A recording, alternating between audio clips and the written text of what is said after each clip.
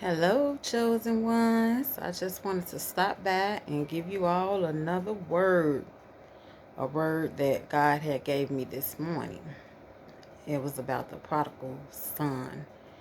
I don't know if any of you all read that in the Bible in Luke. But what happened was that the son had got a big amount of money from his father, and he went off and spent the money. He moved out the country and spent the money. And when he returned, he didn't have anything. He had to return because he didn't have no more money. So I want to read y'all this verse up in the Bible, and then I want to talk to you all about it. Okay, it is in Luke 15, verse 11. Then he said, a certain man had 2 sons, and the younger of them said to his father, Father, give me the portion of goods that falls to me. So he divided to them his livelihood. And not many days after, the younger son gathered all together, journeyed to a far country, and there wasted his possessions with prodigal living. Prodigal living. But when he had spent all, there arose a severe famine in that land, and he began to be in want. Then he went and journeyed himself to a citizen of that country, and he sent him into his fields to feed swine. And he would gladly have filled his stomach with the pods that the swine ate, and no one gave him anything.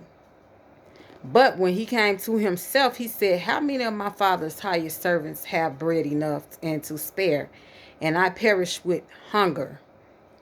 I will arise and go to my father and will say to him, Father, I have sinned against heaven and before you, and I am no longer worthy to be called your son.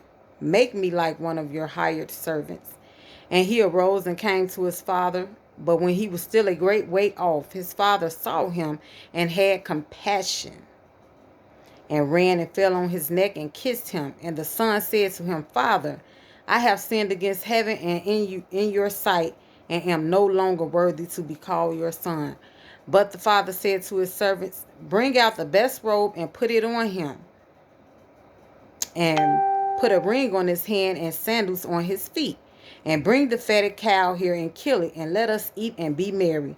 For this my son was dead and is alive again, and he was lost and is found. And they began to marry. They was happy, having joy. So what I want to say about this is that sin, just because you sin, or you may go your own way in life, and you may find your way later, God loves you and God forgives you. Do not hold that against yourself, because God is not holding it against you. That's what I want to say. Even though God have blessed you with money, and you may have got it wrong this time, but he's not holding it against you. So don't hold it against yourself. That's what I want to say. God is a loving God, and he forgives always. You all have a blessed day.